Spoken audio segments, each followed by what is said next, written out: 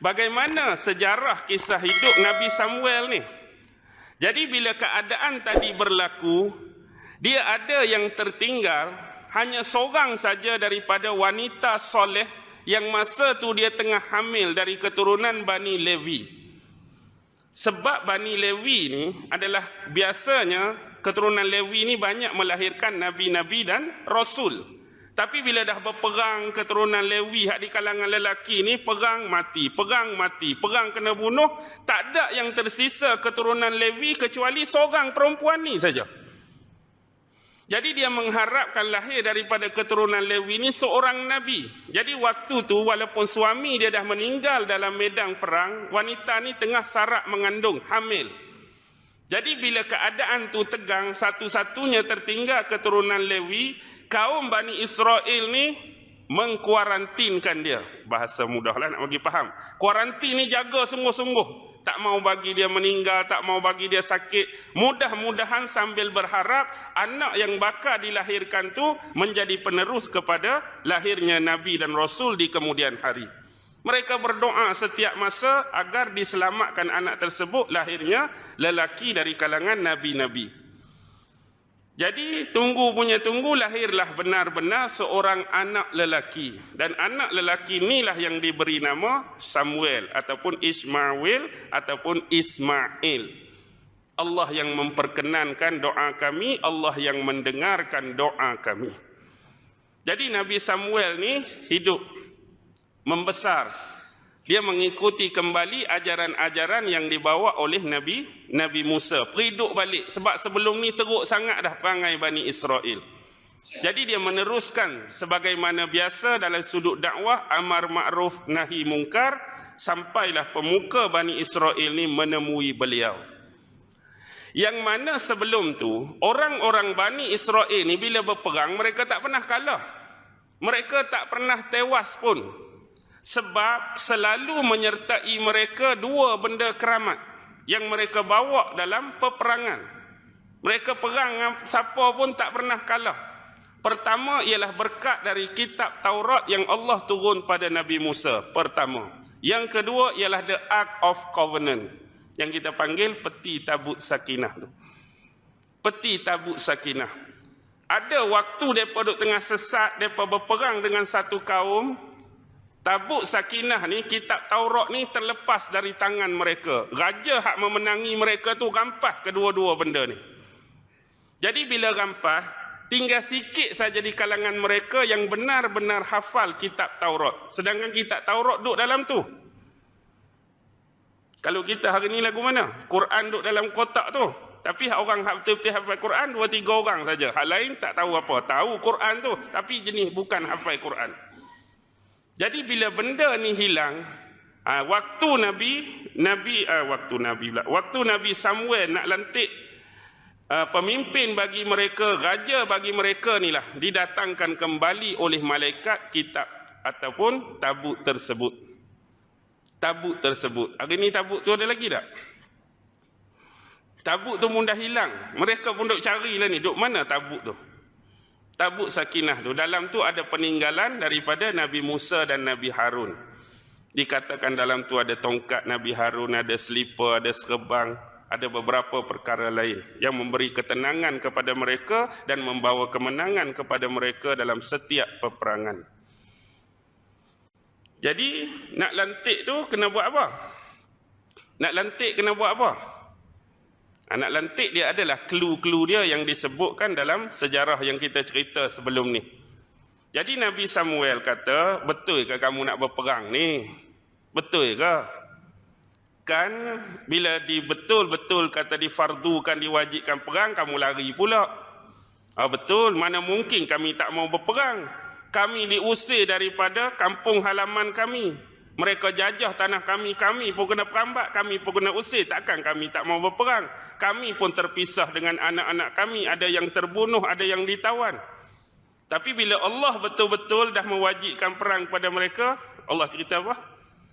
Sikit sekali hak nak ikut berperang. Tu pun Allah uji lagi waktu dalam perjalanan, bila melalui sebatang sungai kan. Panjang lagi cerita ni.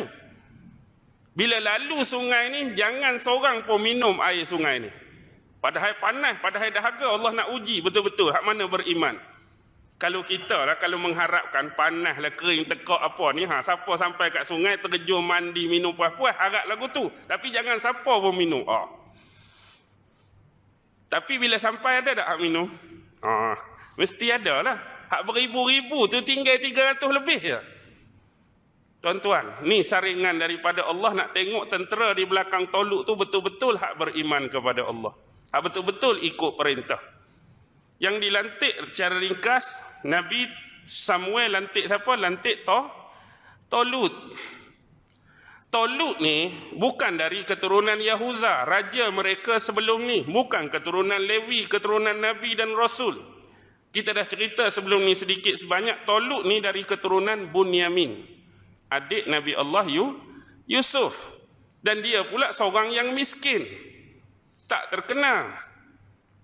Bila miskin tak terkenal, saru kepala pula Bani Israel ni. Kalau boleh kami naklah keturunan Lewi, keturunan Nabi. Kalau boleh nak lantik keturunan Yahuza ke, keturunan pemimpin, keturunan raja. Ni keturunan Bunyamin. Tapi tak apalah sebab Bani Israel. Tapi miskin. Dia miskin betul. Riwayat ulama-ulama menyebut dia ni hanya pengangkut air. Ada kata dia ni adalah orang yang samak kulit-kulit binatang. Ada yang kata jaga ternakan saja. Tapi Allah melebihkan dia pada ilmu dan keperkasaan tubuh badan. Ada riwayat menyebutlah cerita dia bagaimana nak dilantik Tolut ni. Satu ketika Tolut ni waktu dia jaga ternakan kambing dia ni, anak kambing dia sekok hilang. Betul-betul macam cerita Ahmad Al-Bab lah. Bukan Ahmad Al-Bab, bukan dia tiru Ahmad Al-Bab, dia dulu Ahmad Al-Bab Kedian. Tapi kambing dia hilang, dia pergi carilah anak kambing ni. Cari, kebetulan dia lalu melewati rumah Nabi Samuel. Jadi dia tanya, ada nampak ada anak kambing sekian-sekian macam ni? Tak ada. Jadi bila dia jemput, Tolut tu masuk dalam rumah dia ataupun kemah dia, pemimpin Bani Israel seperti Nabi Samuel ni keturunan Lewi, dia banyak pegang barang-barang penting daripada keluarga Nabi Musa. Sebagai contoh, mereka ada satu tanduk. Dalam tanduk tu diisi minyak. Biasanya minyak nanti akan digunakan oleh keturunan Bani Israel sekiranya mereka melantik mana-mana raja atau pemimpin. Waktu penabalan sebagai raja tu, mereka ambil minyak tu lumur pada tubuh pemimpin tersebut. Jadi minyak tu digantung di ruang tamu. Minyak tu duduk dalam tanduk tu. Bila saja Tolut masuk, minyak tu mengelegak dengan sendiri. Tolut masuk, minyak tu mengelegak glug. Salah satu tanda nak tahu dia ni pemimpin, dia ni raja yang akan diangkat, minyak tu akan mengelegak. Padahal orang lain pun masuk, tak mengelegak. Tolut masuk, minyak tu mengelegak. Tapi ada satu lagi clue. Tunggu sat, lalu dia ambil satu lagi barang peninggalan Nabi Musa, iaitu tongkat Nabi Musa. Tongkat Nabi Musa ada dengan keluarga Nabi Samuel. Lalu diukur ketinggian Tolut. Kalau sama dengan ketinggian tongkat, inilah orang dia. Jadi letak tongkat tu tepi Tolut, sama tinggi antara kepala dengan kaki, sama tinggi dengan tongkat Nabi Musa. Inilah orang dia. Jadi Nabi Samuel lantik Tolut. Jadi bila lantik Tolut tadi, waktu inilah dikatakan dalam riwayat dalam tafsir, malaikat mendatangkan balik The Ark of Covenant tu, kitab Tabut Sakinah. Jadi berperanglah Tolut bersama dengan Bani Israel ni. Antaranya di bawah pimpinan Tolut pada masa tu Nabi lah. Nabi apa? Tadi saya sebut zaman Nabi mana ni? Zaman Nabi Daud alaihi salam. Nabi Daud salah seorang komander Tolut pada masa tu. Umur Nabi Daud masa tu baru 19 tahun. Dia di bawah pimpinan Raja Tolut menentang Jalut. Dan Nabi Daud itulah yang bunuh Jalut. Menggunakan apa? Lastik batu dia tu. Dia ada sejenis lastik, hak kita tarik tu buah batu tu. Buah batu besar tu lempak. Lempak tu, kena kepala Jalut tu, menyebabkan Jalut meninggal. Jalut mati. Jadi naiklah nama Nabi Daud pada masa itu. Jadi ringkas cerita, selepas Talut wafat, Talut meninggal, maka Nabi Allah Daud naik sebagai pemerintah ataupun raja Bani Israel.